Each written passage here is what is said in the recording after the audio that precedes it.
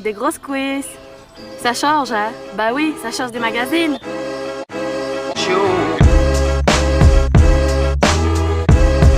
Que la force soit avec toi, à jamais.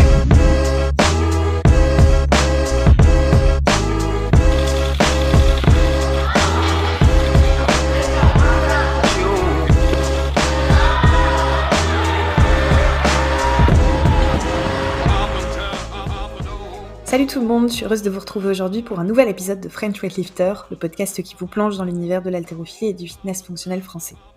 Dans ce nouvel épisode du podcast, je vous propose de partir à la rencontre de Facundo, le plus argentin des Belges. Facundo a eu plusieurs vies et c'est à celle qu'il partage avec le CrossFit qu'on va s'intéresser aujourd'hui. Dave Durante de Power Monkey, Chris Enso d'Aerobic Capacity ou encore le boss Rich Froning, Facundo a travaillé avec les plus grands et il partage avec nous ses anecdotes, son expérience du haut niveau, mais aussi plein de petits tips pour les athlètes qui rêvent de compétition. Bref, un épisode à ne pas manquer que j'ai pris beaucoup de plaisir à enregistrer. Hello Facundo, écoute, je suis ravie de te recevoir sur le podcast. J'ai fait mes petites recherches avant de te recevoir. C'est vrai que j'ai plein de questions pour toi parce que j'ai eu du mal à cerner un petit peu ton parcours. J'ai vu que tu avais côtoyé un petit peu des grandes stars, on va dire, du milieu. Donc j'ai hâte de voir un petit peu ton parcours et de récupérer quelques petites anecdotes un petit peu sur ta vie. Écoute, pour commencer, est-ce que tu peux te présenter? Bien sûr. Bonjour Cyrielle, merci de m'avoir invité. Bon, je m'appelle Facundo, je suis né en Argentine, mais j'ai grandi une grande partie de ma vie en Allemagne. J'ai vécu en France aussi, où j'ai fait mes études de psychologie. Je suis venu à Bruxelles pour travailler dans le Parlement européen. J'ai travaillé là-bas pendant 15 ans. Et en 2019, j'ai quitté le Parlement pour me consacrer à 100% au CrossFit. Et c'est ce que je fais maintenant, je suis coach de CrossFit. Ok, super. Écoute, de ce que j'ai vu sur Instagram et sur Internet au sens très large, je t'ai vu beaucoup en photo avec des athlètes qui ont fait les Games et autres. Est-ce que tu peux me dire un peu comment t'en es arrivé à collaborer avec toutes ces grandes figures du milieu? Oui, bien sûr. Bon, clairement, Instagram, c'est notre vitrine, n'est-ce pas? Mais oui, je faisais pas le sport, en fait. Il y a quelques années, un ami à moi qui avait Facebook à ce moment-là, tout le temps postait des choses sur le CrossFit. Moi, je comprenais rien.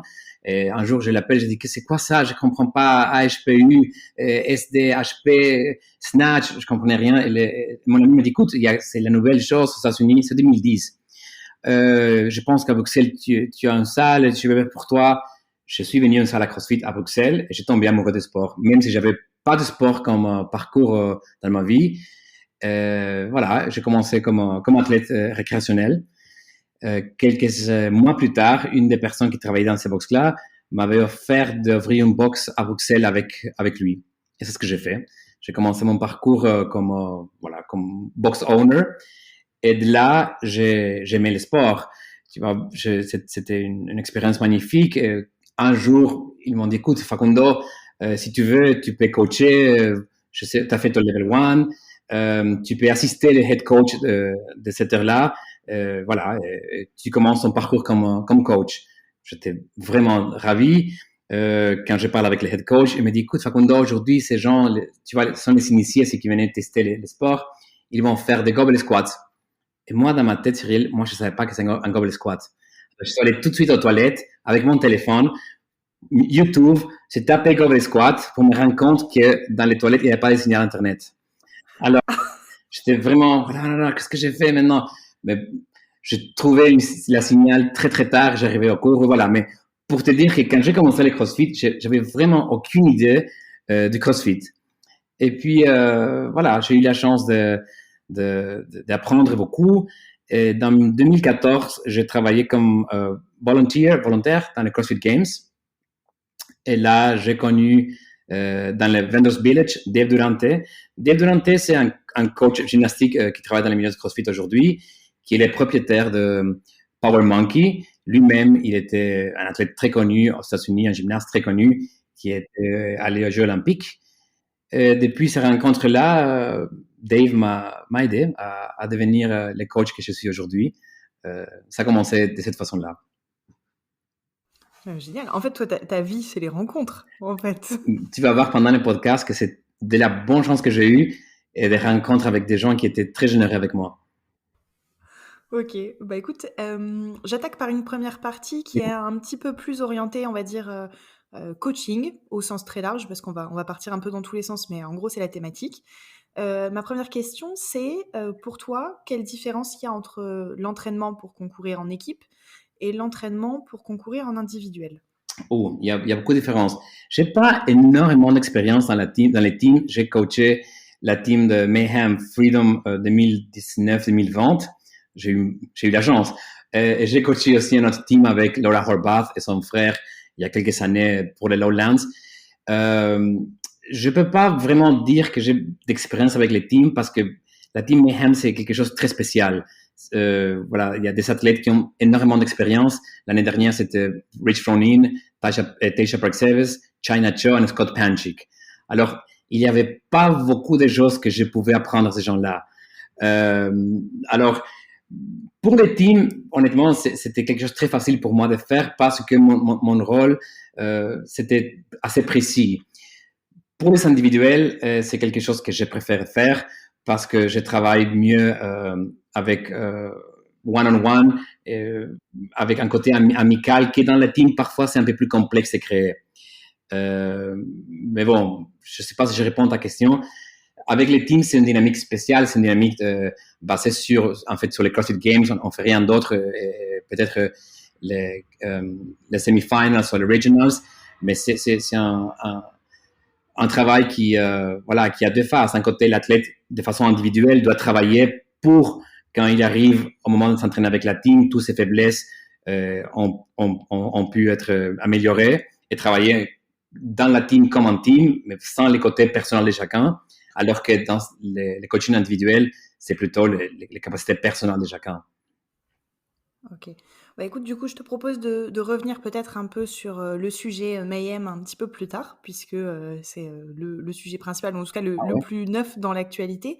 Tout à l'heure, tu parlais de Dave Durante, qui donc donne aussi les séminaires Power Monkey Camp. Est-ce que tu peux nous expliquer un petit peu ce que c'est? Oui, bien sûr. Alors, Dave Durante, une fois qu'il a quitté la gymnastique, il s'est dédié au CrossFit. À ce moment-là, il avait, je ne sais pas si vous vous rappelez, il avait des CrossFit Specialty Courses, CrossFit Gymnastic, CrossFit Weightlifting, CrossFit Endurance. Et lui était le directeur de CrossFit Gymnastic quand j'ai connu Dave.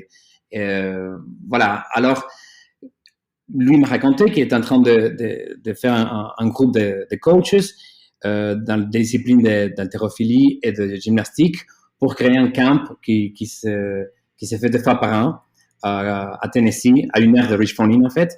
Et c'est ce que c'est Power Monkey Camp. C'est un camp qui se déroule 2 fois par an avec les meilleurs coachs du monde de gymnastique, Dave Durante, Jake Dalton, des gens qui ont été aux Jeux Olympiques, qui ont gagné des médailles.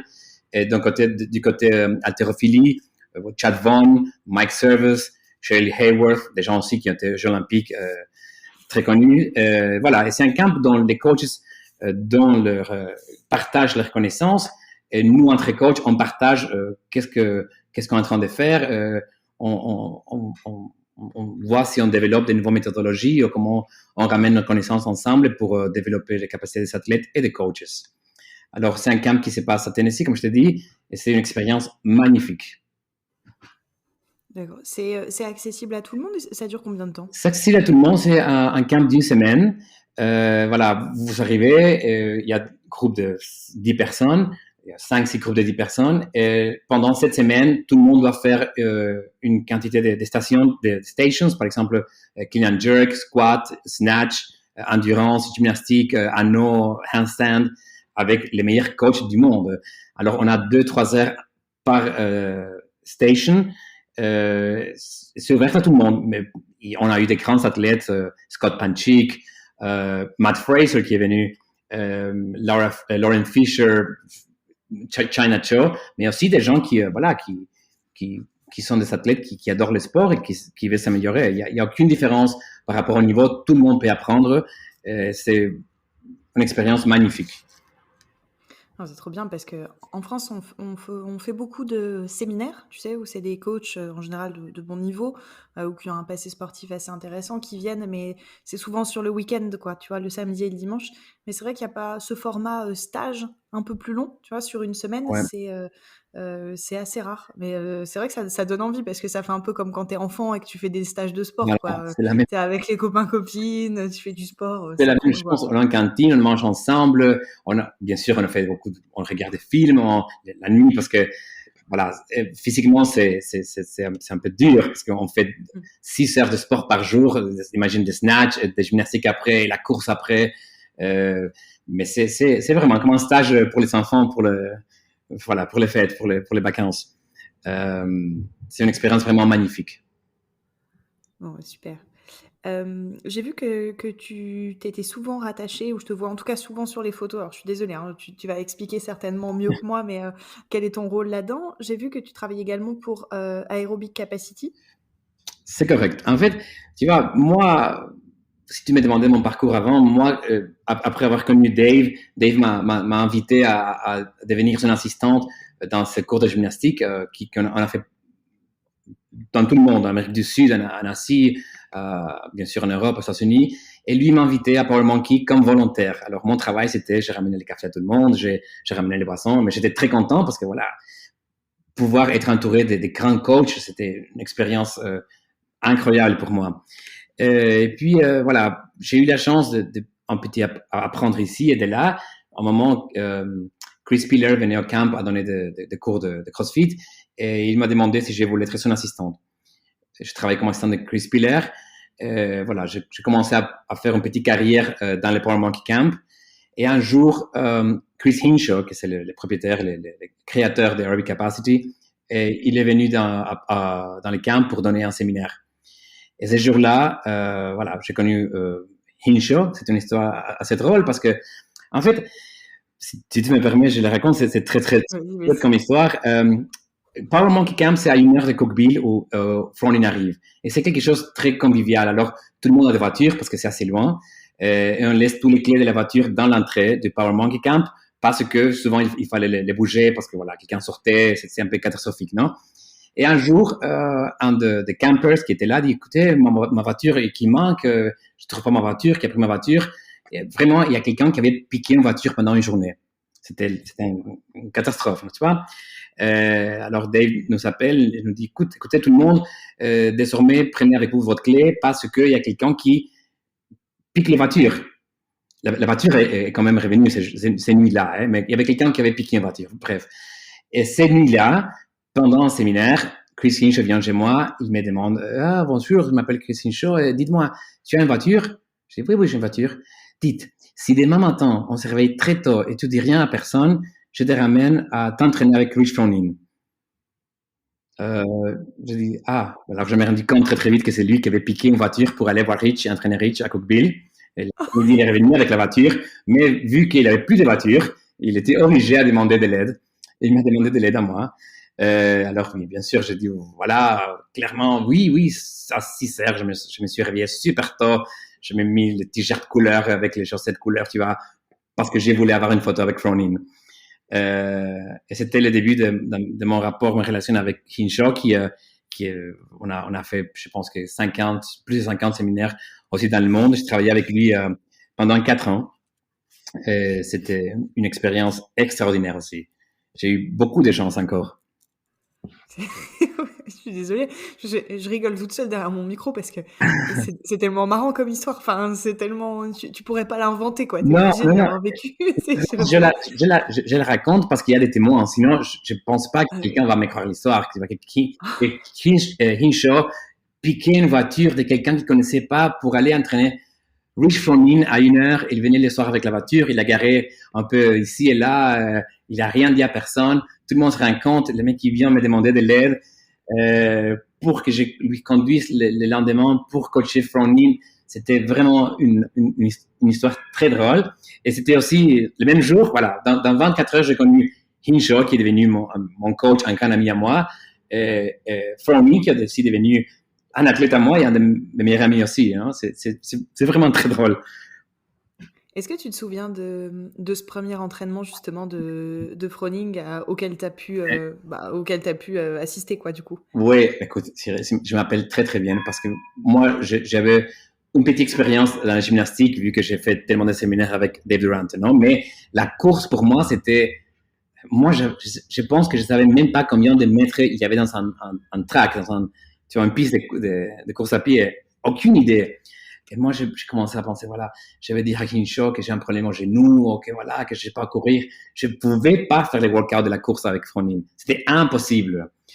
Et voilà, on y arrive. Et Hinshaw, qui est quelqu'un vraiment très technique, vraiment un génie, il nous explique, voilà, vous allez faire le suivant, vous allez courir 400 mètres en 2 minutes pile, sans horloge. Alors, c'est by feeling. On devait sentir la vitesse. On n'avait rien. Et puis, on va faire le workout. Alors, 3, 2, 1, go. Et là, je mélange, je commence à courir le sprint de ma vie. Alors que je voyais tout le monde derrière moi. Et quand je suis près de la ligne finale, Hinshaw qui vient, what are you doing? Qu'est-ce que tu fais? Et moi, je crie, je gagne. Alors, c'était le warm-up, clairement, c'était l'échauffement.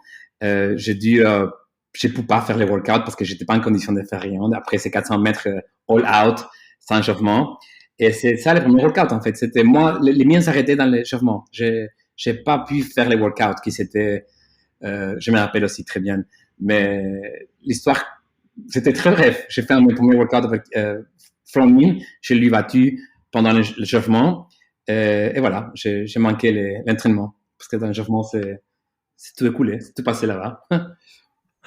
Oh, tu lui as fait une super bonne première impression, du coup. Je pense, écoute, il est toujours entouré de beaucoup de monde. Je pense qu'il a l'habitude de voir des gens comme moi qui n'ont aucune idée de rien et qui se lancent à battre Fronin. Écoute, aussi, grâce à Dieu, il se rappelle de rien aujourd'hui de cette histoire. Quand je les raconte, ouais, non, oui, peut-être, non, oui, non, non. Alors, ça, c'est mon première expérience avec Fronin, oui.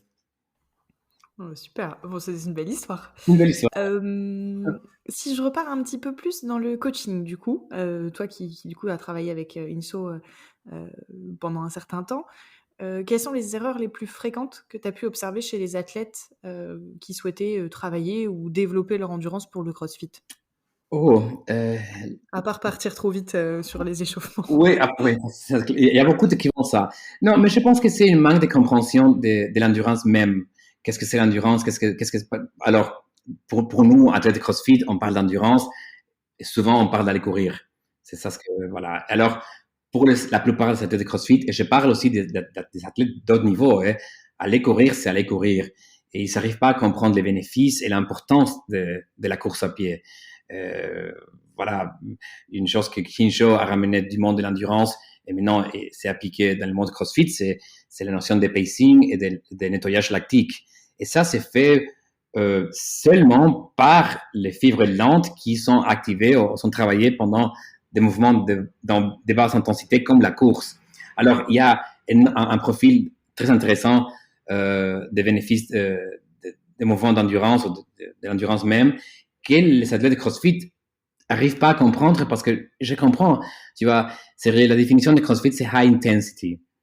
Alors, endurance et high intensity sont pas des mots qui vont ensemble très très bien parce que voilà, endurance c'est généralement de longues périodes de travail alors que high intensity c'est plutôt un temps minimal en comparaison avec l'endurance. Alors déjà cette définition de CrossFit de high intensity functional movements that are constantly varied est un peu difficile à comprendre comment est-ce que l'endurance peut y entrer. Mais voilà, je pense que c'est une manque de connaissances de l'athlète par rapport aux bénéfices et au rôle de l'endurance qui est le premier problème que les athlètes de CrossFit trouvent quand ils veulent entraîner l'endurance. Ok. Et pour les athlètes un peu plus du quotidien, tu vois, donc on va dire les gens qui font du CrossFit vraiment pour le plaisir, qui ont quand même envie de progresser, mais qui n'ont pas d'objectif de compète, quel format tu recommanderais? Mais écoute, je pense que déjà la course, c'est quelque chose qui est magnifique, qui a, comme je dis avant, beaucoup de bénéfices. Mais c'est souvent les athlètes de moyen niveau et de haut niveau qui n'aiment pas aller courir. Parce que ici en Europe, les CrossFit, il y a un côté très wellness. C'est pas comme aux États-Unis, dont il y a vraiment des barres très très lourdes tout le temps, ou souvent. Bon. Ici, il y a aussi un côté rameur, un côté course. Alors, les problèmes de l'endurance, je les trouve ou les problèmes des athlètes qui ne veulent pas entraîner ou qui ont des soucis dans le développement de l'endurance, c'est, je trouve, souvent des athlètes de moyen niveau et des moyens niveaux, on dirait. Mais voilà, la plupart des box et CrossFit ont des rameurs, des bikers maintenant, des skieurs. Il faut faire, il faut vraiment se lancer, aller courir, pas mettre de la pression, faire, je sais pas, 2 km un jour, 3 km les prochains jours. C'est quelque chose qui est très naturel au corps, qui arrive aussi assez facilement à se faire. C'est pas, tu vois, comme un snatch, que tu le sais très bien qu'il faut vraiment travailler plusieurs étapes pour y arriver, et parfois on n'arrive même pas, non? Je le sais très bien, je sais. Mais voilà, les mouvements d'endurance, c'est plutôt pouvoir écouter ton corps, comprendre les cycles de respiration qui appartiennent en vitesse et les faire. Il y a rien d'autre, au moins à ces niveaux-là. Alors moi, je conseille toujours énormément aux gens de faire des sports d'endurance, mais je comprends que pour un athlète de CrossFit, c'est beaucoup plus sexy de faire des basses squats lourdes que d'aller courir 5 km. À mon avis, et je pense qu'il y a des gens qui seront d'accord avec toi et d'autres qui vont dire qu'ils préfèrent aller courir plutôt que de faire des barres lourdes, mais effectivement, je pense qu'ils ne sont pas majoritaires. Ouais. Écoute, tu sais, une chose, j'ai la chance, souvent les athlètes qui m'appellent pour faire des coachings, et je demande, on a toujours un dialogue, voilà, il me dit, non, ouais, mon snatch, c'est 100, par exemple, 130 kilos, mon clean and check 155, mon back squat 210, deadlift, ils connaissent par cœur, tu as tous les lifts. Quand je demande, c'est quoi ton max effort en 400 mètres? Ah, attends, je l'ai fait il y a quelques années, je pense que c'est un 3 ou un 4, je me rappelle pas. Ok, 1100 mètres, ah non, jamais fait. Voilà, ça appartient toujours au sport de CrossFit, mais ça dénote qu'il y a un intérêt beaucoup plus précis pour le chiffre de lifting que la course, que c'est quelque chose d'assez important à savoir, je trouve. Tu disais tout à l'heure que Chris Inso, c'était un magicien. Est-ce que tu aurais, alors c'est un peu, faudrait individualiser, mais est-ce que tu aurais quelques conseils qui t'a donné, par exemple à toi, même en tant que, on va dire, débutant, qui ont changé un peu, je sais pas, soit ta technique, soit ton approche un petit peu de la course à pied? Oui. Des conseils qui pourraient être donnés à tout le monde. Bien sûr, je travaillais 4 ans et demi avec lui, et j'ai beaucoup de conseils, mais la chose la plus importante, c'est quelque chose que je partage avec tout le monde, c'est d'apprendre à se connaître et à mettre plus attention sur des choses très basiques. Surtout la respiration, par exemple. Comment respirer? Il y a des gens qui ont des appareils super chers, des applications très complexes, qui ont des split times. Mais ce qui compte pour les CrossFit, surtout pour les CrossFit, c'est savoir où on est par rapport à notre effort à travers la respiration. Breathing, respiration, n'est-ce pas? Oui. Oui, c'est ça. Et ça, c'est quelque chose qui est assez facile à développer dans un athlète, mais que les gens, souvent, ils sont pas intéressés à faire. Alors, by feeling, c'est quelque chose qui est fort chez Hinshaw et qui a aidé énormément aux gens à s'améliorer. Et puis voilà, beaucoup de choses techniques.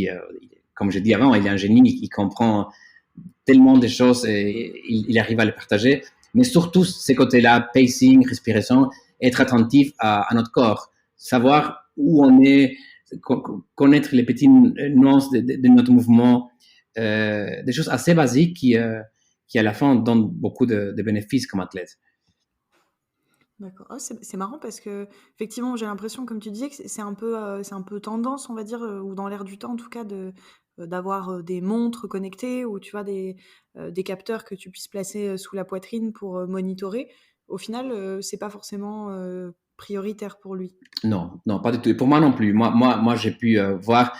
Je te donne un petit exemple pour ceux qui ont des machines ou qui sont très technology oriented. Les rythmes cardiaques, par exemple, n'est-ce pas? Souvent, les gens disent, quand je suis à 5,85 rythme cardiaque, je suis à 90% de ma vitesse, n'est-ce pas? Mais si un jour, je commence à respirer mal, la course que j'ai faite souvent, par exemple, dans respiration tous les 4 pas, et je change mon rythme respiratoire, clairement, pour pouvoir aboutir à cet effort, mon rythme cardiaque va monter. Mais ça ne veut pas dire que je suis à la même vitesse que je pense que je suis. c'est un effort que mon corps doit faire pour faire un petit balance de ce que j'ai envie de faire et c'est ce que je dois faire, mais vu que ma respiration n'est pas comme d'habitude, mon corps doit s'adapter. Et à ce moment-là, peut-être 185 de rythme cardiaque, ça ne veut pas dire que j'ai 90%. Hein.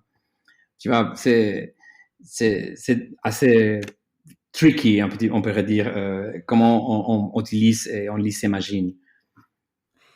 J'ai une autre petite question pour toi. Non. Alors, c'est un peu bullshit, hein, Okay. je l'accorde, mais si tu devais classer tous les ergos par ordre d'importance pour le CrossFit, donc tous les ergos et la course à pied. Allez, on va intégrer la course à pied puisque c'est aussi un peu quand même le fondamental, on va dire, de l'endurance.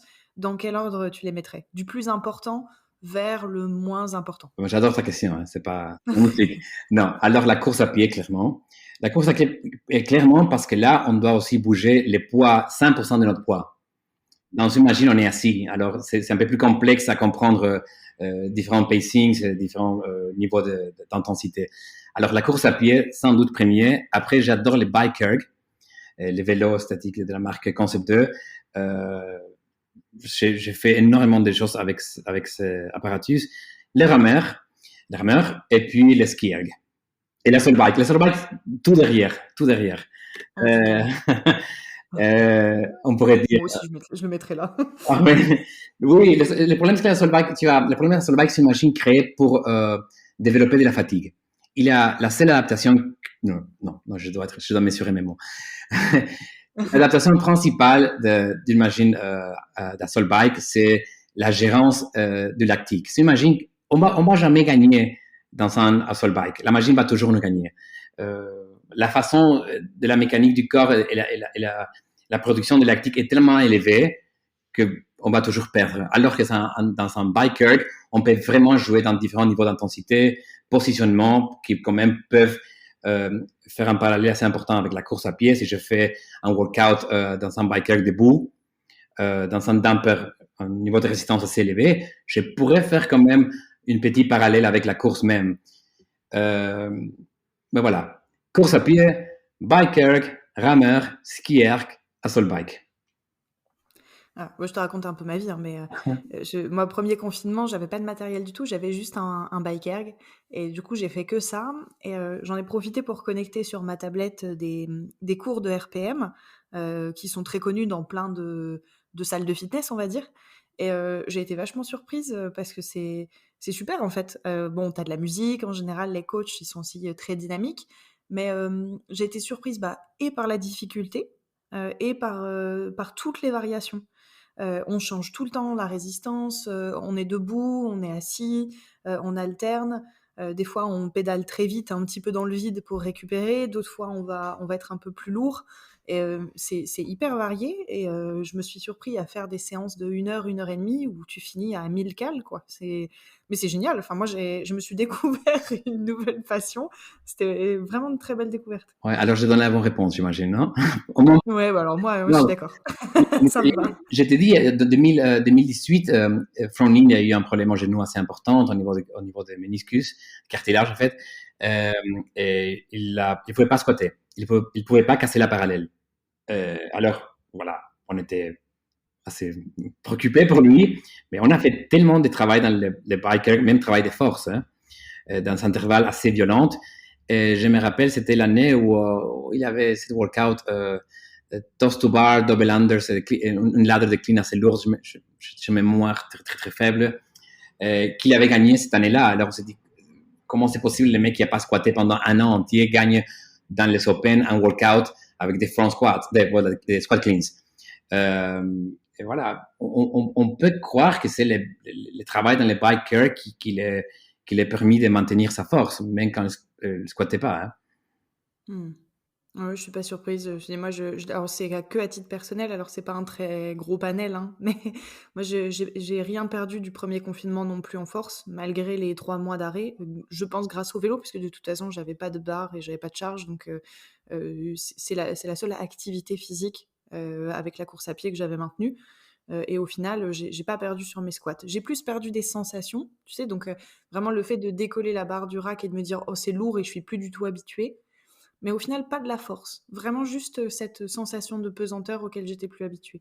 Oui, c'est Mais peut-être plutôt au niveau neurologique, non, qui manquait cette connexion de c'est comment les mouvements, comment est-ce que ma tête crée les mouvements, mais la force, voilà, j'imagine que exactement. si tu t'entraînais bien, elle reste toujours là. Alors, je repars du coup, enfin, je continue en fait dans la Ouais. même lignée. On a commencé à parler un peu de Rich Froning. Alors moi, j'ai tout plein de questions parce que je fais partie aussi de ces grands fans depuis le début. Déjà, pour commencer, est-ce que tu peux nous expliquer un peu ce que c'est que ton rôle dans la team Mayhem? Je vais essayer, parce que c'est assez complexe pour moi-même de comprendre qu'est-ce que je fais là-bas.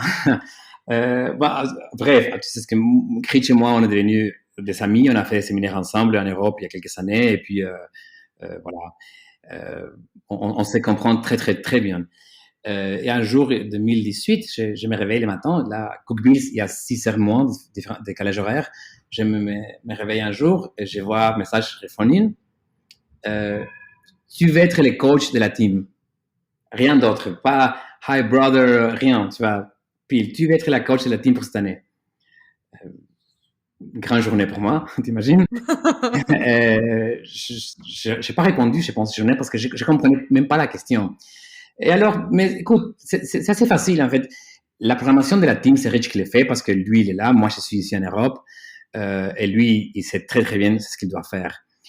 Par contre, je trouve que mon rôle de coach, c'est de faire le nécessaire pour que l'entièreté de la team soit à 100% pour la compétition et la performance. Ça veut dire, parfois, il y a un athlète qui peut avoir un problème personnel au niveau de training, soit la course, la gymnastique. Et Rich, il est le coach de la team Mayhem. Ça veut dire les programmateurs de la team, mais pas individuels. Alors, j'ai eu de bons travail avec des athlètes, mais au côté individuel, c'était de la team. Et puis, quand on voyage, voilà, j'ai fait mon nécessaire pour que tout le monde soit à 100% pour la compète. Mayhem, même si les gens, moi je comprends que les gens quand ils regardent les vidéos pensent le glamour de Mayhem, c'est magnifique, non mais c'est une petite famille en fait. Tu vois, les barns où on s'entraîne, c'est juste qu'en face la maison de Rich, c'est à, je sais pas, 50 mètres, même pas. On passe toute la journée là-bas. On est vraiment une famille. Et Rich, quand il choisit les membres de sa team, il y a un côté émotionnel qui est assez important. Je pense pas qu'il pourrait faire une team avec quelqu'un qu'il connaisse pas du tout, qui a pas de feeling avec ces personnes-là. Alors ça reste toujours quelque chose de très très familial, la team Mayhem. Du coup, tu passes une partie de l'année là-bas ou tu fais... Maintenant, je suis confiné ici, comme tous les Belges. Je suis en Belgique maintenant. Dernière fois que je suis allé, c'était en mars 2020. Et avant, j'y allais une fois tous les 40 jours, 45 jours. Et voilà, on travaillait. Aussi, on a Haley Adams qui travaille là-bas, dans Mayhem, qui est, je pense que tu connais, c'est un des grands athlètes de CrossFit aujourd'hui. Haley Adams. Mais maintenant, malheureusement, je suis ici.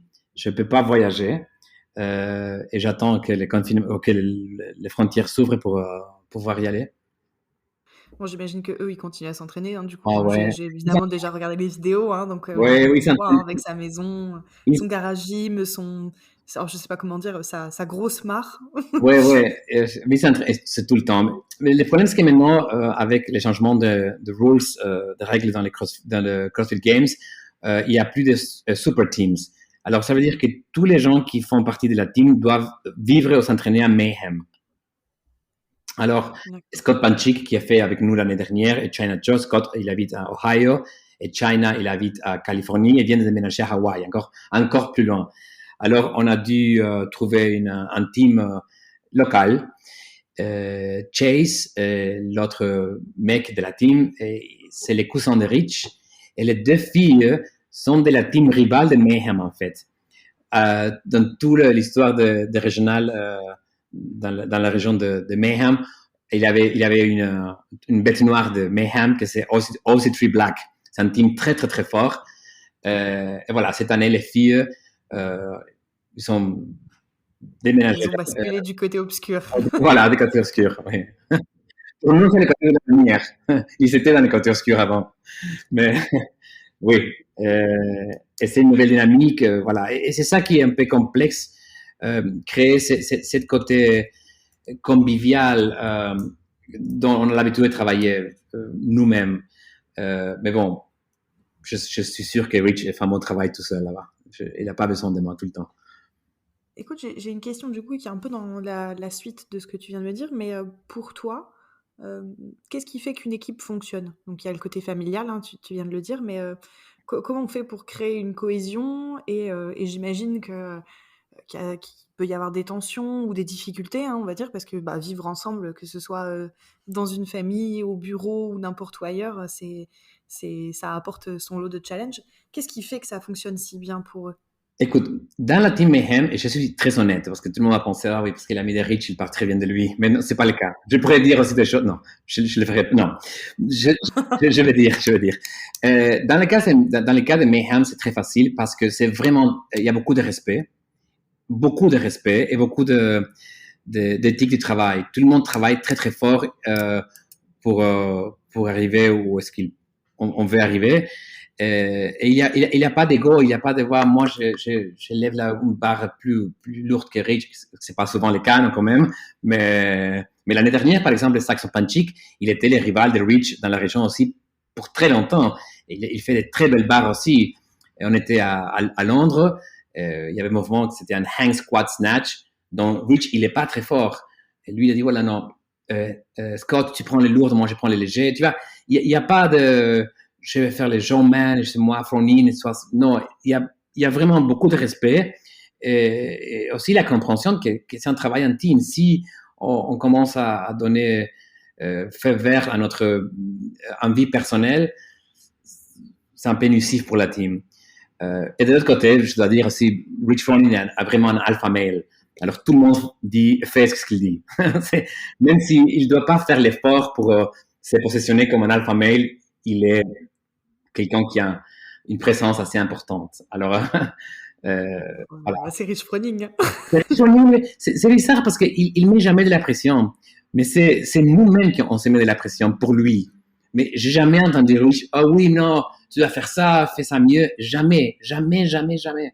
Mais nous, on se sent, voilà, on doit, pour être avec lui, on doit être vraiment à 100%. Tu vois, c'est quelque chose assez bizarre parce que lui, il respecte les capacités de chacun. C'est nous qui on va se pousser plus pour la team. Alors, dans le cas de Mayhem, c'est le respect. Moi, j'étais aussi un peu travaillé un petit peu avec des teams dont c'était assez compliqué parce que voilà, il y avait des humeurs qui étaient pas partagées pour tout le monde, qui avait la fille qui voulait faire ça, l'autre fille qui voulait faire de l'autre côté, déjà des problèmes pour les tigers qui vont utiliser pour les workouts. Moi, je trouve qu'il y a de respect et il y a une motivation et on est sérieux par rapport au sport. Ça suffit pour moi et pour nous, en fait. Voilà. Je ne sais pas si ça répond à ta question. Si, je suis pas surprise parce que même dans le monde de l'entreprise, hein, on dit souvent que les équipes qui fonctionnent le mieux sont quand même celles où il y a de la bienveillance, tu vois, où ça revient un peu à ce que tu dis en termes de respect, hein, c'est juste que voilà, il y a une solidarité qui est installée et donc du coup, voilà, il y a un vrai noyau dur et les gens sont soudés et ça évite, je pense, tous ces petits désagréments humains qui sont normaux, mais en tout cas, ça limite les effets, je pense. Donc, à ce niveau-là de performance et de niveau mondial, je suis pas surprise, mais bon, tu vois, c'est vrai que effectivement, comme tu le dis, Rich, il est très charismatique et quand on voit ça de l'extérieur, on a l'impression que voilà, que c'est tout rose pour eux, que c'est parfait, quoi. Oui, mais de l'autre côté, ils n'ont pas besoin de rien montrer déjà. Le mec qui a gagné 4 fois individuel, 4 fois comme team. China Cho qui était le Games 7-8 fois. Taisha Persepolis qui était aussi le Games, qui a gagné 2 fois. Scott Panchik. Il n'y a rien personnel déjà. Tout le monde a fait ce qu'il voulait faire et maintenant, il met beaucoup d'attention à la team. Et ça fonctionne très, très bien. Ouais, ils ont plus rien à prouver, je suis d'accord. Mais c'est d'autant plus impressionnant qu'ils aient réussi tous à performer, tu vois, et à continuer maintenant ensemble Enfin, vu de l'extérieur, on dirait vraiment que je trouve qu'ils survolent systématiquement les choses, quoi. Tu vois, qu'ils sont toujours un cran au-dessus, que c'est facile pour eux presque. Ouais, c'est pas facile. Non, non, je me doute, hein, C'est je pas me doute. facile. Et quand ça paraît facile, c'est que c'est très bien maîtrisé, hein. C'est bien maîtrisé. Ouais, ouais, c'est bien maîtrisé. Et tout le monde est très content de là-bas. Alors, vraiment, c'est une expérience très chouette à vivre. Est-ce que tu as d'autres anecdotes sur la team Mayhem? Je te demande comme ça, sans avoir forcément d'idées en tête, mais comme tu as l'air d'avoir plein d'histoires. Oui, écoute, énormément d'anecdotes parce qu'on a beaucoup fait ensemble, mais peut-être la plus dramatique des anecdotes, c'est quand on est parti en Asie, en Shanghai, pour faire le Asian CrossFit Championship. On avait raté notre chance à Wodapalooza, alors on a dû aller en Chine pour gagner la place pour aller aux Games en 2019. Et voilà, moi, je gère tout la team des côtés, tu vois, l'étiquette pour chacun, les transferts, La logistique, pour toute la logistique, parce qu'ils sont des athlètes qui sont très forts dans les snatch, mais parfois pour des choses très pratiques, c'est un peu plus compliqué pour eux. Alors, je cherche un grand appartement à Shanghai pour tout le monde. Il y avait la femme aussi de Rich, Hillary, qui venait. On arrive dans l'appartement. Et 10 minutes plus tard, il y a 10 personnes qui sont en train de frapper la porte avec une chaise. Ouvrez, je pense qu'ils disaient ouvrez parce que je parlais en chinois. Hein. Et moi, j'étais avec 2 amis à moi qui ne faisaient pas part de la team. Et on avait tellement de peur parce qu'on disait, voilà, ils vont nous tuer. On est un pays, on ne comprend pas le chinois. Ils ne comprennent pas l'anglais. Ils frappent la porte avec une chaise. Qu'est-ce qui se passe? Bref, l'appartement qu'ils avaient loué par Airbnb était illégal. Et tous les voisins, on avait déjà dit au propriétaire qu'il allait appeler la police et ils ont pris la responsabilité dans leurs mains et ils ont voulu frapper la porte et nous faire évacuer. Alors la police qui est venue, et il était déjà presque minuit, Rich qui est arrivé avec la team à minuit, dans la rue, les gens qui nous criaient, on comprenait rien parce qu'ils pensaient qu'on était responsable de cette fraude, tu vois, d'être illégalement là-bas. La police qui criait sur moi, un peu sur Rich après. Alors c'était 1h matin, on n'avait pas où aller dormir. Tous les hôtels étaient pris. Voilà, la police était là. On a fait tellement de papiers. C'est une histoire assez complexe pour nous. On a trouvé dernier moment un Airbnb. En fait, on a trouvé un logement tout petit. On était 8 personnes dans un appartement de 2 chambres. Et c'est là où on a fait le Asian CrossFit Championship. Mais c'est une histoire assez... On rigole aujourd'hui, mais à ce moment-là, c'était un peu dramatique. Et vous avez gagné votre place aussi. On a eu la chance. Ces fois-là, on a eu la chance, on a gagné. C'était une belle expérience. Mais bon, au-delà de logement. Comme quoi, ça arrive même au meilleur, hein, parce que bon, les trucs comme ça, tu dis que ça fait un peu... dans la vie de tous les jours, quoi, mais c'est rassurant de voir qu'on a tous les mêmes problèmes. Ah oui, non, mais c'est drôle parce que c'est arrivé la même chose à Miami. On est allé à Wodapalooza. On arrive à la maison qu'on avait louée. En fait, c'est la compétition qui nous avait loué la maison. On était 12. Il y avait, je pense que, je sais pas, 4 lits pour tout le monde. Parce qu'il y avait la team Mayhem, Freedom, Independence, et puis moi, Hillary et 2 amis à nous. Alors, on a dormi, tout le monde, sauf une personne qui était dormie dans la voiture, dans ces 4-5 lits qu'il y avait. Hein. Tu peux pas t'imaginer les niveaux de glamour qu'on a eu dans cette maison-là. Ça arrive tout le temps, mais c'est ça ce que je disais avant. On est vraiment une famille, alors c'est comme si tu voyages avec ta famille. Il n'y a pas de problème. Voilà, on partage les lits. 3 personnes dans un lit. Bon, bref, oui, c'est ça.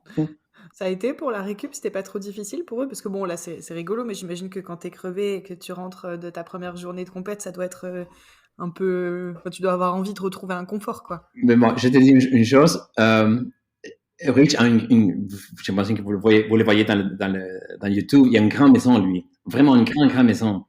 Il y a 3 enfants qui dorment. Les 5 personnes dorment dans la même chambre. Parce que Hillary, la femme de Rich, il n'arrive pas à penser que ses enfants vont monter, parce que les étages des enfants sont au premier étage, et quitter la chambre des parents. Parce que pour elles, sinon, ils vont grandir.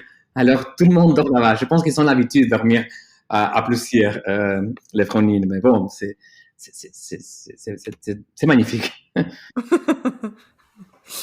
Je reviens un petit peu sur ton expérience de coach.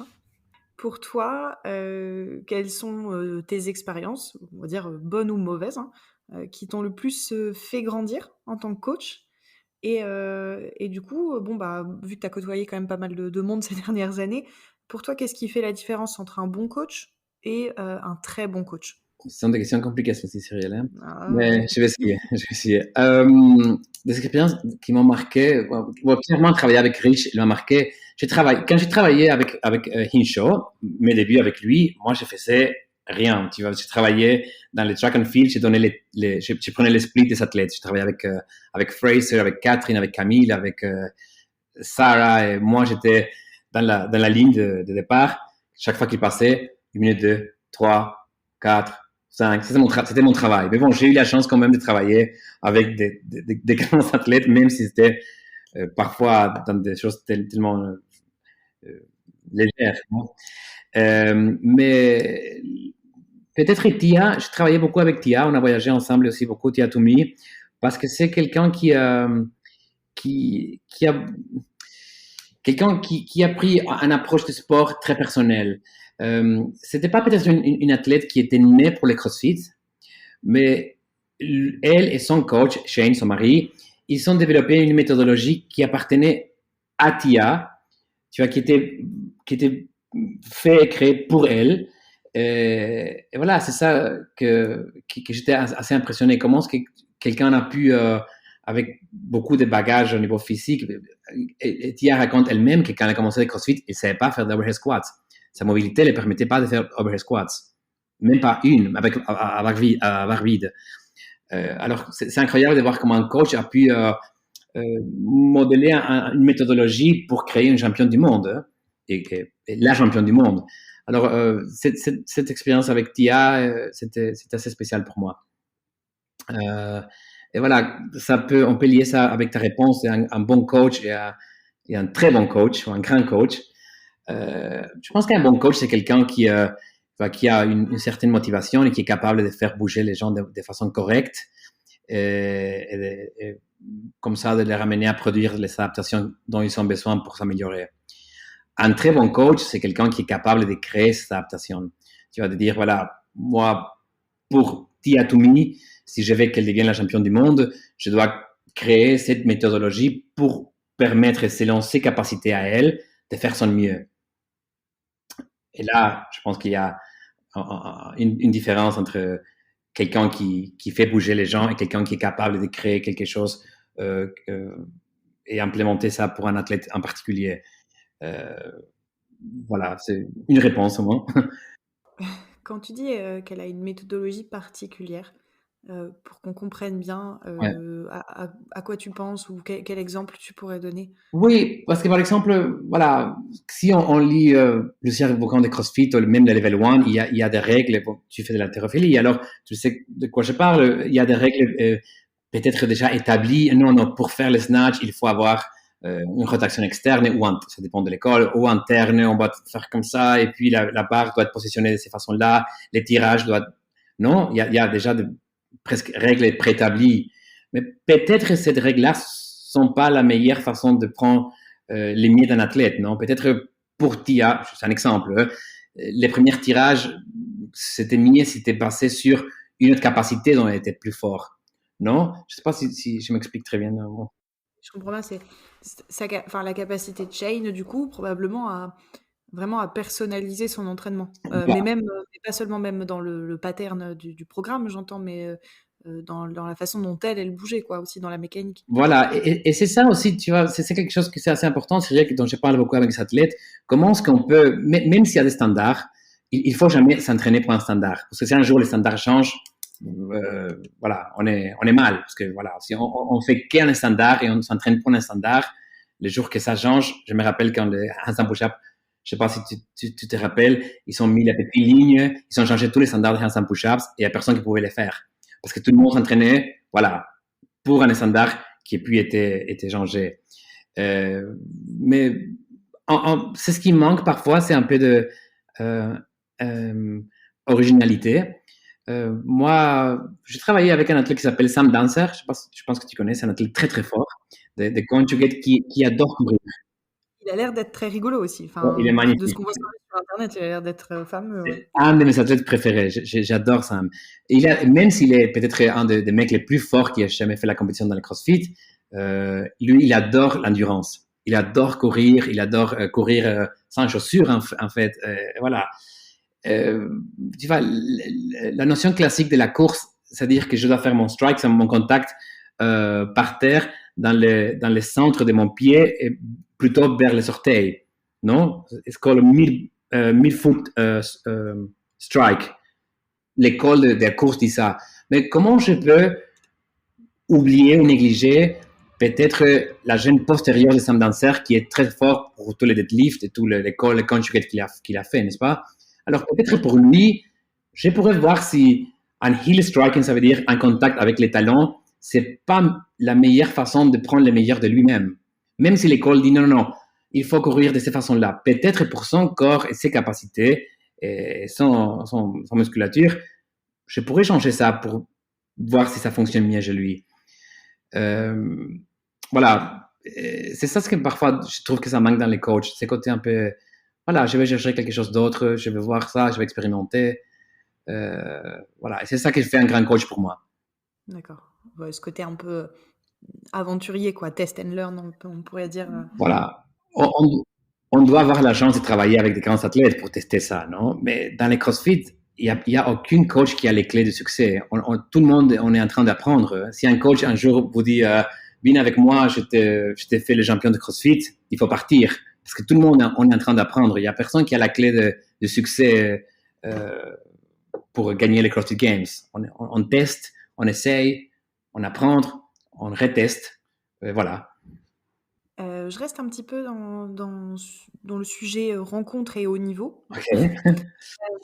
Ma question, c'était donc quelles étaient les rencontres qui t'ont le plus marqué dans le monde du CrossFit? Donc forcément, il y a Rich, il y a Inso, etc. Est-ce qu'il y a des gens dont on n'a pas encore parlé qui t'ont marqué, pas forcément en tant que coach, hein, vraiment en tant que personne, ou juste parce que tu as passé des bons moments avec eux, ou qui t'ont appris des choses? Bon, je dis Sam Dancer, c'est un ami à moi et j'adore passer le temps avec lui. Mais je me rappelais hier de Dave Castro, en fait. Dave Castro, c'est quelqu'un que j'admire énormément. Et je me rappelle la première année que j'ai travaillé comme volontaire dans les CrossFit Games, j'étais logé dans le même hôtel que lui.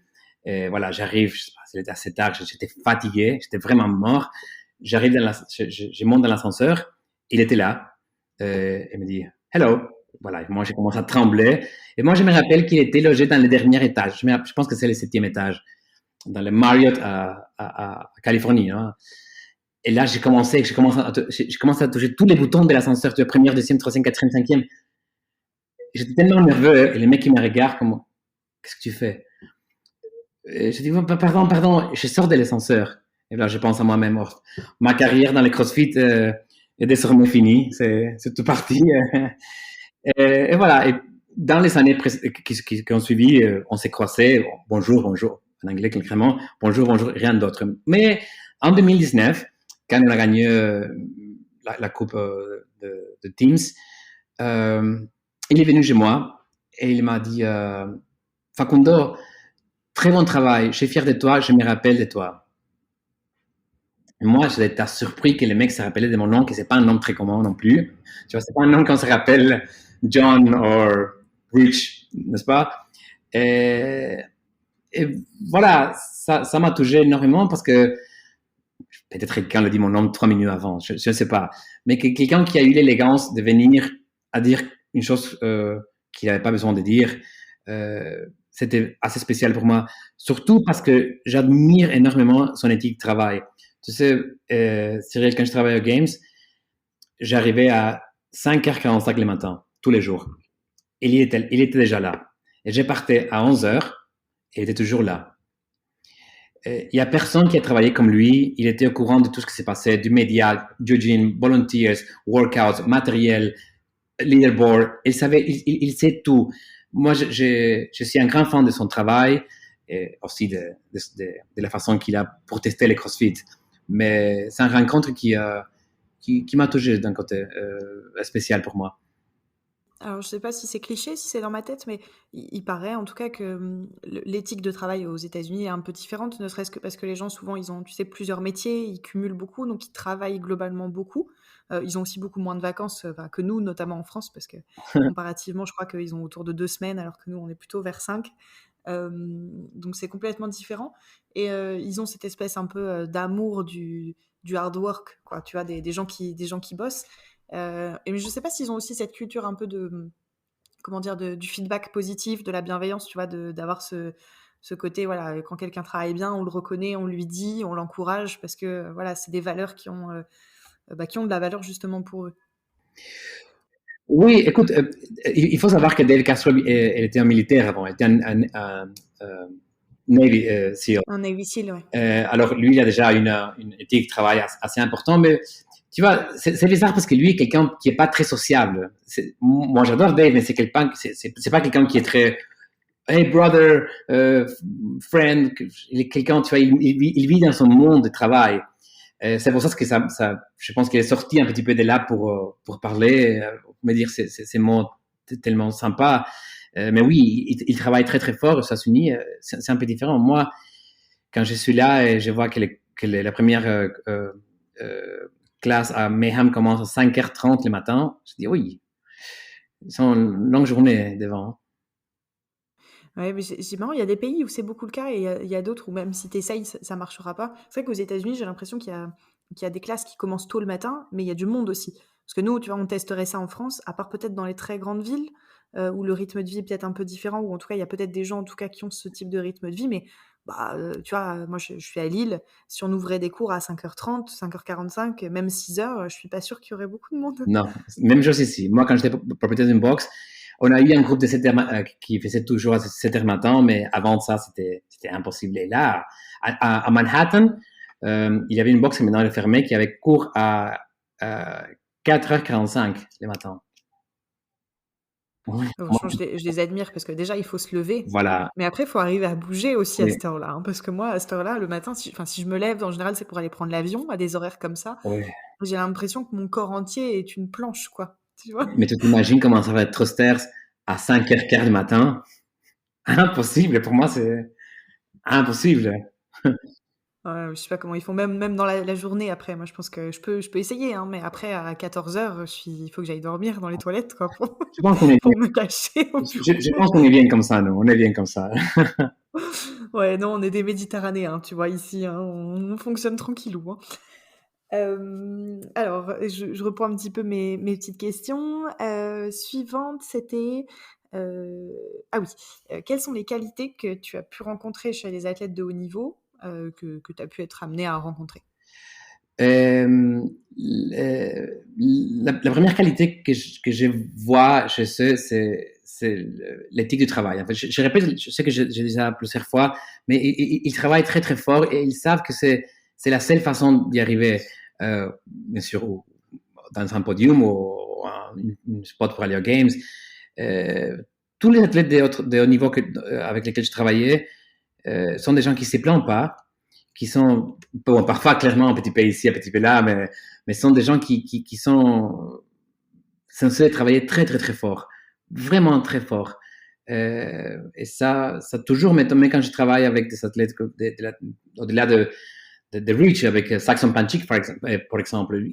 Ils travaillent très très fort, ils font beaucoup d'efforts, et c'est pas seulement les fitness, mais je sais qu'ils essayent aussi de devenir plus intelligent. Il y a un travail intellectuel, de connaître mieux les sports, de connaître mieux des choses qui appartiennent à la compétition même, au-delà de fitness.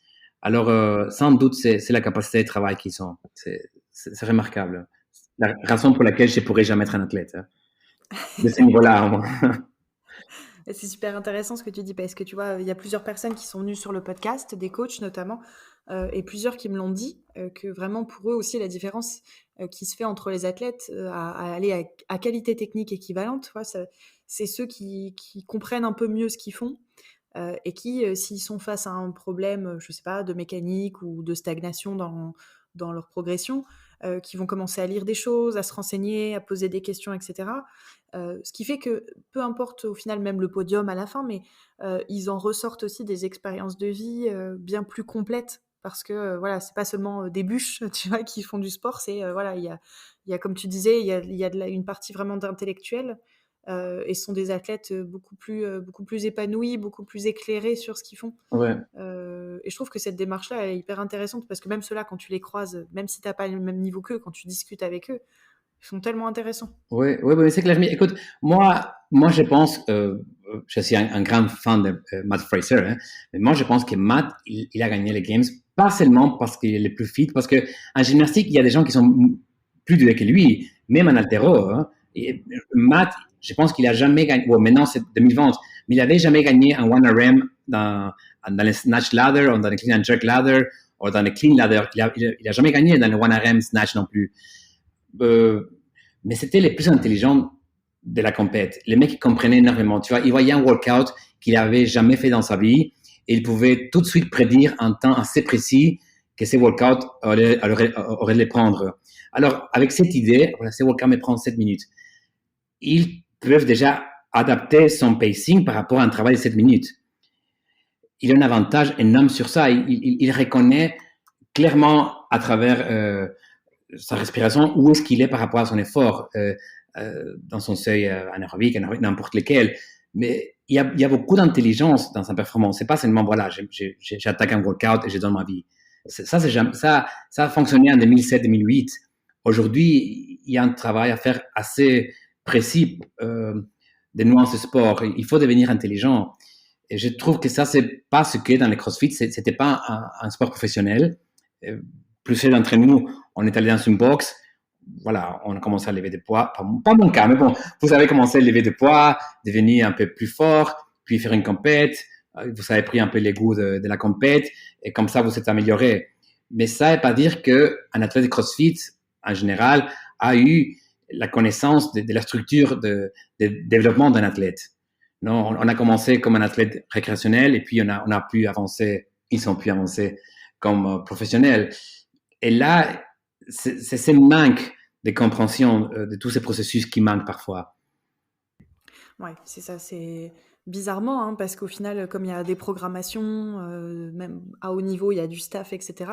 Je pense que même les gens aujourd'hui qui voudraient prendre une programmation, au final, ils confient leur fitness à la programmation. Et peut-être qu'ils devraient garder une petite partie, entre guillemets, de ce qu'ils confient à la programmation qui suivent, à eux-mêmes, juste pour challenger, pour remettre en cause, pour se poser les bonnes questions sur certaines choses, et puis surtout pour gagner en autonomie, quoi, puisqu'au final, il n'y a pas de bonnes ou de mauvaises... Enfin, j'imagine qu'il y a des très bonnes et des très mauvaises programmations, mais il y a aussi beaucoup d'intelligence de jeu, on va dire. Oui, c'est clair. Mais bon, de l'autre côté, je sais pas, il peut y avoir des grands coachs, mais au moment de la compétition, on est tout seul. Et il y a beaucoup de choses qui se passent là-bas. Mais les athlètes doivent garder quand même un petit peu d'égoïsme et toujours demander au coach, surtout si c'est un bon coach, pourquoi je dois faire ça? Pourquoi je dois faire à 40 kilos et pas à 35? Pourquoi tu veux que je fasse ça et pas ça?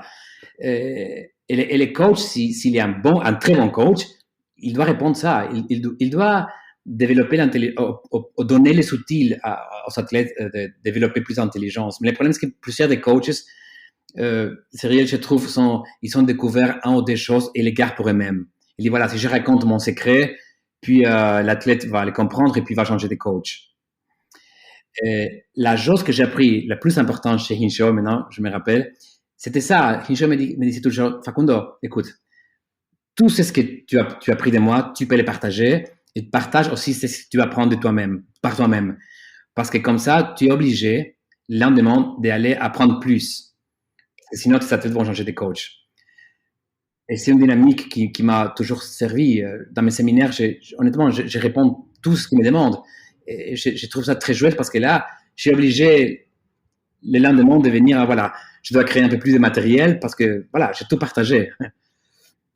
Ouais, c'est vrai. Non, c'est vrai, c'est assez cool comme raisonnement parce qu'au final, dans certains métiers peut-être, mais nous, en tant que coach, on invente très peu de choses, tu vois. Enfin, je veux dire, on les apprend, mais on les sort pas de notre chapeau. C'est pas des découvertes scientifiques, j'entends.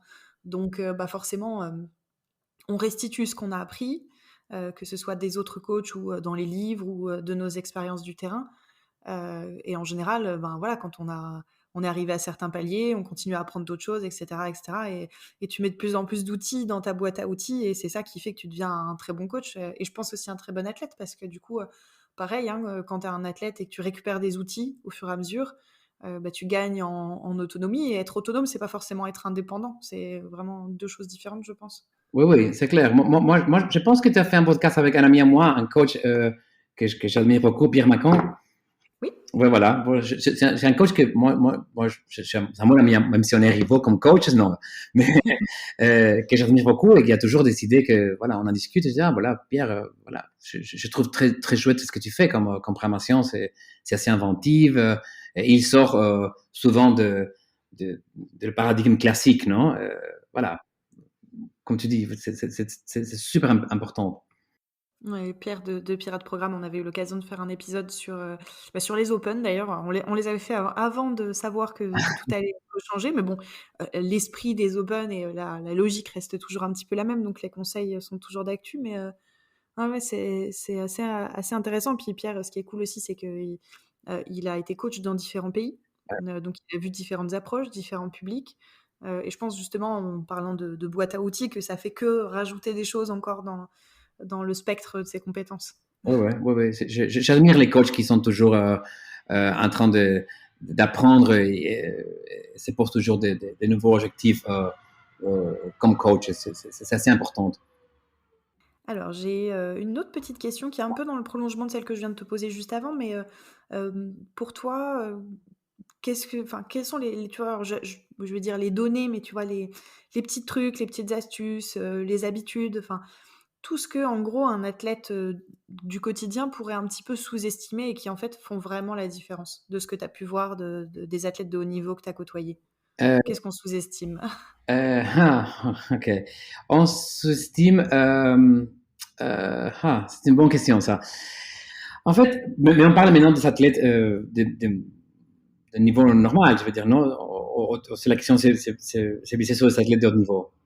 Bah, disons, voilà, je suis un athlète, local, on va dire, qui a un bon niveau, mais je veux continuer à progresser parce que je rêve d'arriver vraiment dans les premiers ou dans le top leaderboard de mon pays. Ouais. Parce que tu vois, en Ok. France, il y a quand même déjà pas mal de monde, donc J'ai c'est l'impression. déjà être dans les 10, 15, même 50 premiers, tu as déjà bien travaillé. Qu'est-ce qui fait la différence, voilà, entre le haut niveau et ça, tu vois? Où est-ce que ça se situe? Écoute, avant tout, être honnête avec moi-même. Je dois savoir si j'ai le temps disponible et les capacités pour investir à devenir un grand athlète, non? C'est quelque chose de très, très compliqué. C'est pas pour tout le monde, mais c'est pas pour tout le monde, pas par rapport au fitness, par rapport à ce que ça prend énormément de temps et de travail, comme je dis tout à l'heure, pas seulement physique, mais aussi mental, même intellectuel. Alors, moi, je pense que souvent, avant tout ça, les quantités de temps qu'on a à consacrer pour travailler, puis un petit peu le lifestyle qu'on a, non? On doit on doit bien se récupérer, bien manger, avoir une vie assez propre. On parle toujours si on veut aboutir à haut niveau, hein, si on veut lever des barres plus lourdes, c'est pas la même chose. Mais voilà, c'est des petites choses dans la vie quotidienne qui sont sous-estimées, je trouve. Mais c'est une bonne question, je ne sais pas si je vais donner la bonne réponse, en fait. Non, mais en fait, c'est rigolo parce que ce que tu dis, c'est logique. Tu vois, on se doute bien, l'alimentation, le sommeil, voilà, la récup, les étirements, etc. Mais on espère toujours qu'il y a une petite recette magique qu'on n'a pas, tu vois, et que si on la connaissait, ça irait beaucoup mieux. On n'a pas. Écoute, moi, je vais te raconter une histoire très, très chouette sur ça. C'est une histoire de Hinshaw, en fait. Quand il a commencé à coacher Kalipa, ils ont parlé de workout, non? Et ça, c'est quelque chose qui est aussi vraiment sous-estimé. Et les workouts, c'était, je sais pas, 800 mètres à 80% par rapport à la vitesse de 400 mètres. Alors, quelque chose assez vite. Kalipa qui arrive, là, Hinshaw qui l'attendait, Kalipa, oui, voilà, ok, bro, allez, on commence. Et je lui dis, mais tu veux pas te chauffer? Non, t'inquiète, j'ai fait quelque chose à la matin à la maison, j'étais dans le trafic, c'est tout calme, pas de stress, je suis prêt. Mais t'es sûr? Oui, t'inquiète, dis-moi qu'est-ce que je dois faire. Il explique les workouts, et voilà. 3, 2, 1, go. Kalipa qui se lance à courir dans la piste à course à pied, non? Et premier tour, tout se passe bien. Deuxième tour, Kalipa qui se rend compte qu'il y a un problème, voilà, qu'il est pas bien. Et il regarde Himcho comme maintenant, qu'est-ce que je fais?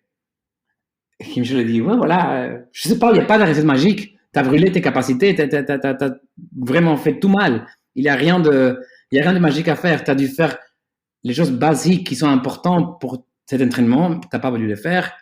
C'est ça le résultat.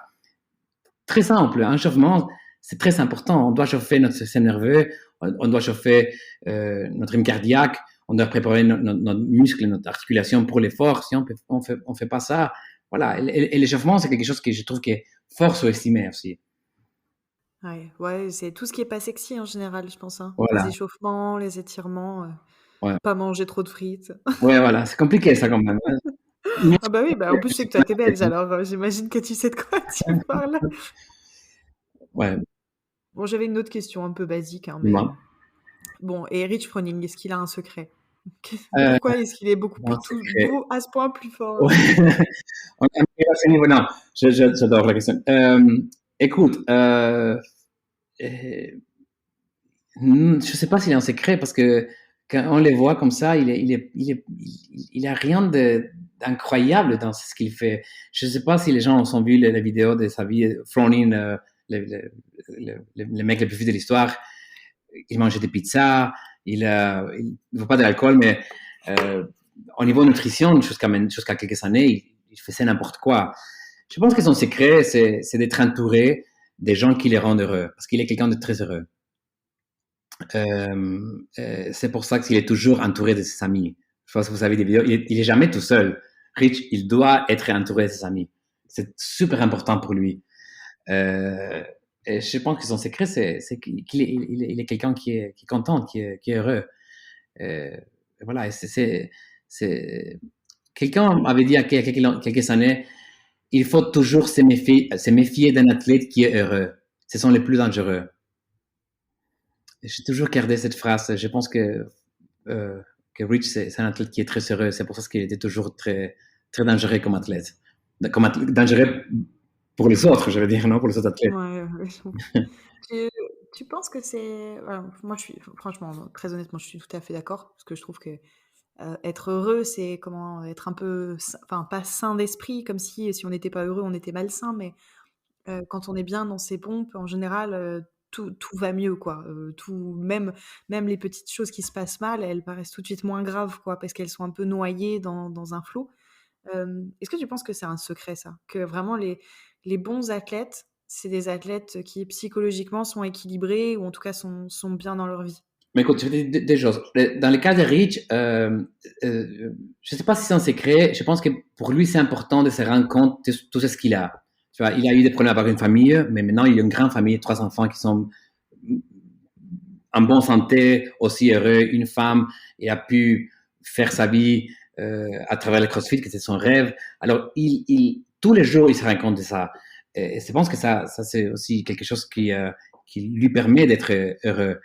Mais voilà, moi comme coach, c'est pas une question que tu m'as demandé, mais pour moi c'est très important de comprendre la psychologie des athlètes. Quand je pense à comment faire mon mieux pour pouvoir travailler avec un athlète et prendre le mieux de l'athlète même, moi je dois penser à la psychologie de l'athlète. Il y a des gens qui sont pas heureux, voilà. Par exemple, Catherine Davidsdottir, non? Catherine est quelqu'un qui est aussi très heureuse. Elle se réveille le matin, elle adore le processus, prend son café, elle passe 10 heures dans la boxe, elle parle avec tout le monde, elle fait ses entraînements. Voilà. Je pense que Catherine, elle aime plus l'entraînement que gagner les games. La routine d'entraînement, elle adore ça. Puis, on voit Tia, et Tia, c'est quelqu'un qui est fort, pas fixé, mais ciblé sur gagner les CrossFit Games. Et son entraînement, c'est très différent de celui de Tia. Tu vois, elle arrive, elle s'échauffe, fait son entraînement, elle part. Pile. Alors, c'est déjà la psychologie de Tia, c'est très différent à celle de Catherine. Si on voit Sarah Sigmundsdottir, c'est une athlète on peut voir qu'il est un peu plus complexé par rapport à ses entraînements, à comment elle gère tout ça. Pour un coach, c'est très important de comprendre c'est quoi l'objectif, non, la psychologie de l'athlète qui les pousse à devenir un athlète pour comprendre comment est-ce qu'on peut faire notre mieux avec leurs capacités. Voilà, être heureux, c'est quelque chose de très important, je trouve.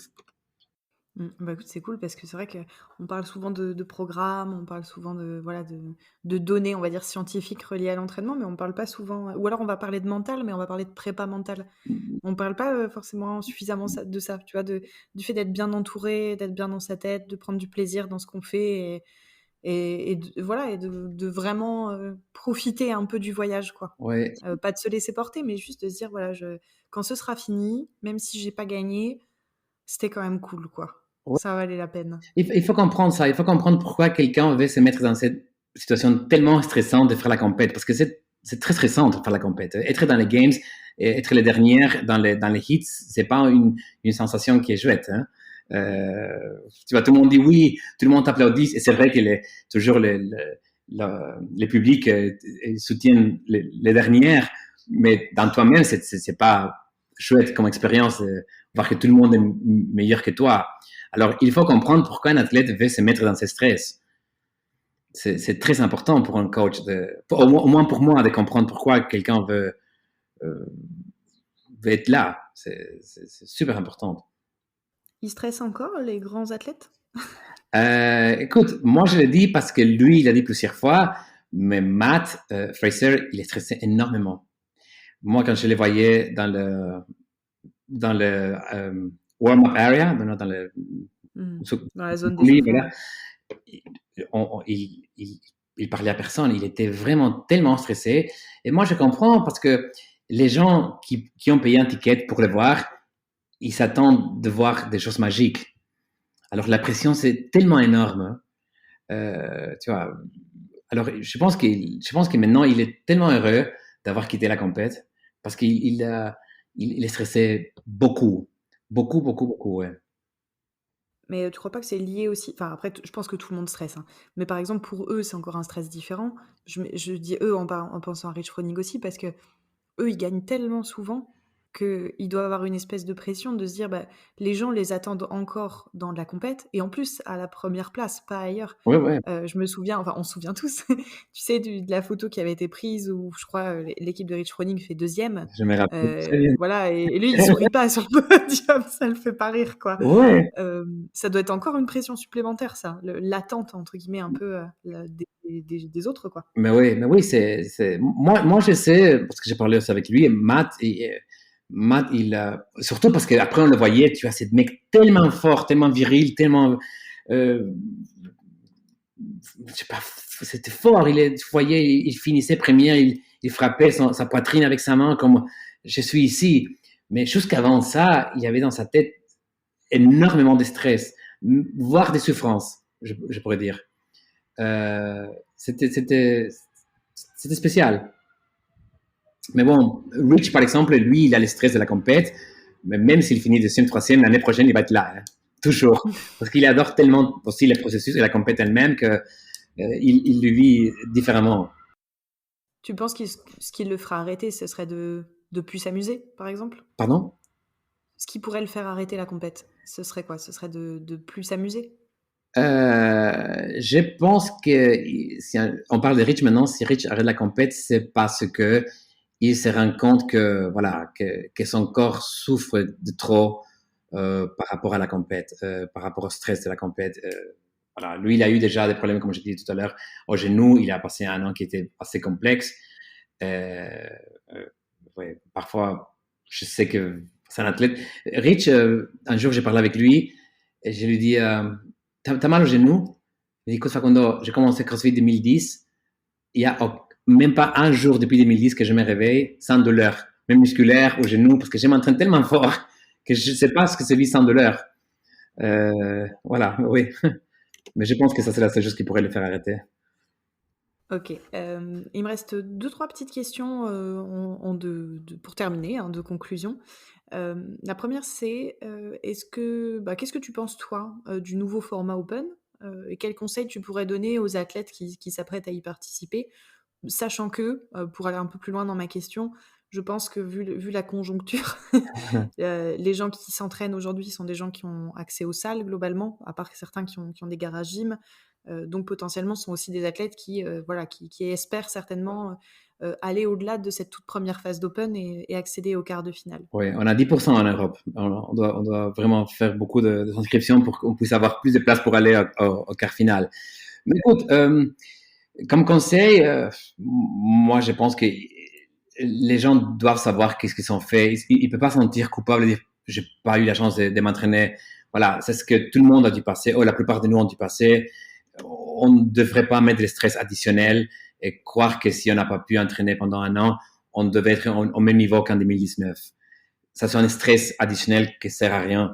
Mais moi, les petits conseils que je donne aux gens, c'est d'essayer, maintenant c'est une semaine, on ne va pas changer les fitness des gens, ils ne vont pas devenir plus forts ou plus endurantes ou plus gymnastiques, mais c'est ce qu'on peut faire, on pourrait devenir plus intelligent. On pourrait regarder les workouts vendredi matin et essayer de l'évaluer, de prédire l'effort de façon différente.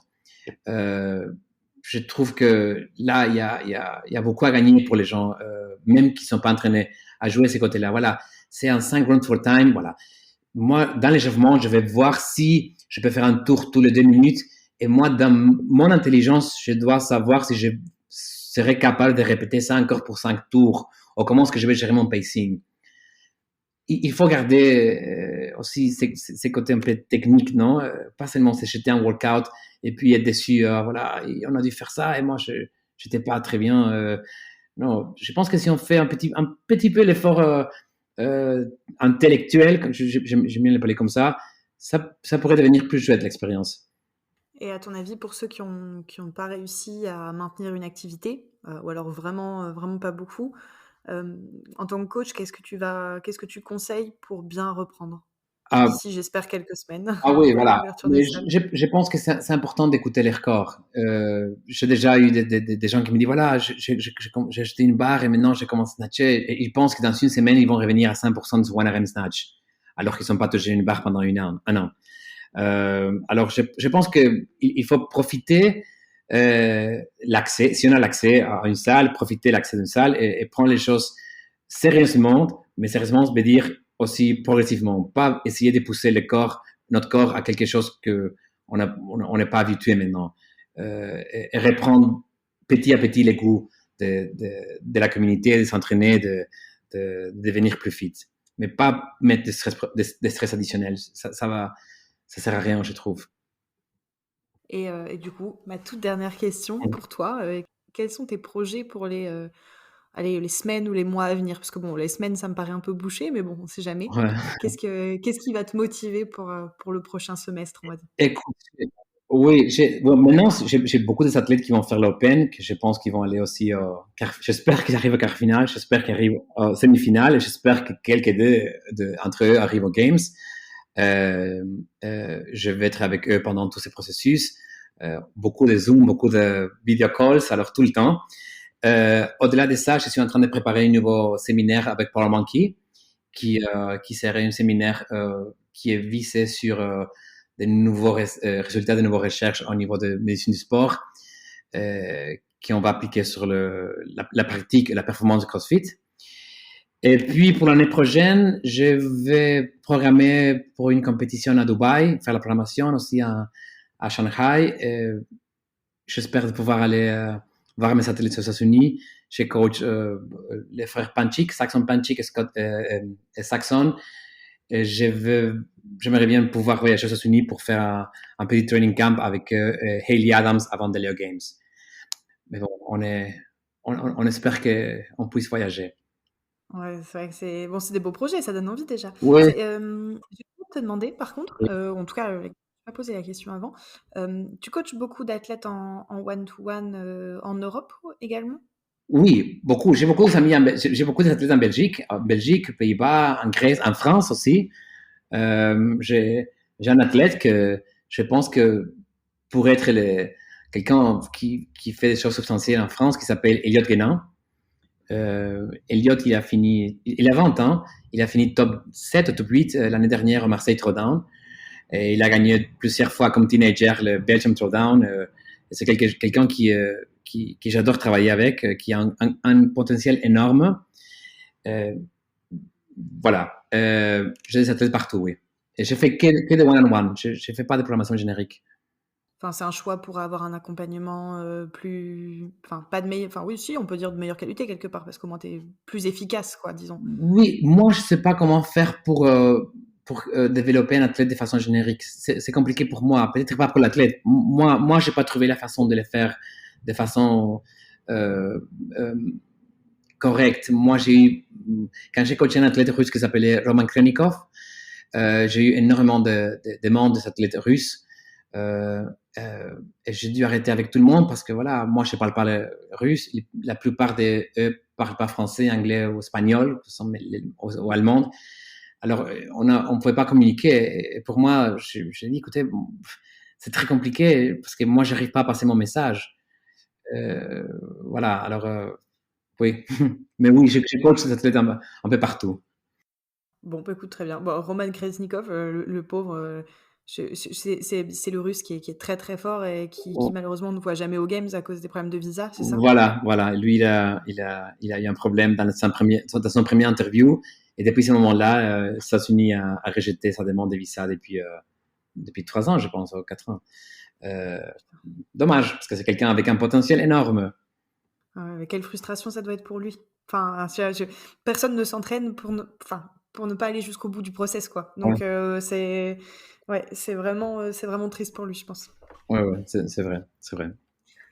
Bon, bah écoute, ça fait déjà quasiment 1h30 qu'on papote. Je suis super contente. T'as dû l'entendre un peu au ton de ma voix. J'ai vraiment pris beaucoup de plaisir à faire cette interview avec toi, parce que bon, on aborde sur le podcast des sujets très techniques ou on va dire des marronniers, dans le sens où c'est des choses qui reviennent année après année, comme les Open, bien s'échauffer, nanana. Mais c'est cool aussi d'avoir des gens qui ramènent des expériences de vie un peu exceptionnelles comme la tienne, parce que j'aurais jamais imaginé pouvoir discuter avec quelqu'un qui allait pouvoir me donner des petites choses comme ça sur la vie de Rich Froning ou de Chris Inso ou des choses comme ça. Donc c'est cool d'avoir un petit peu d'aperçu de ce qui se passe outre-Manche aussi au niveau des grands champions. C'est vraiment, vraiment super. Ok, c'est moi qui te remercie. J'espère que mon français était un peu compréhensible et que les gens qui écoutent peuvent comprendre un petit peu qu'est-ce que j'ai pour le dire. Ouais, c'était parfait. Merci beaucoup et puis à bientôt, j'espère. Merci à toi, Cyrielle. Merci beaucoup. J'espère que cet épisode vous a plu et qu'il vous a permis d'en apprendre un peu plus sur la vie à haut niveau, mais aussi à vous questionner sur votre vision de l'entraînement si vous rêvez de concourir sérieusement. Si la chaîne vous plaît et pour continuer à me soutenir, n'hésitez pas à vous abonner sur YouTube ou à laisser quelques étoiles sur Apple. J'en profite pour vous remercier d'être toujours plus nombreux à me suivre et de partager l'aventure avec moi. J'espère pouvoir vous apporter le plus longtemps possible une petite dose quotidienne de bonne humeur et de contenu de qualité autour de nos passions communes. Salut à tous et à bientôt. Allez, je glisse. C'était très bien.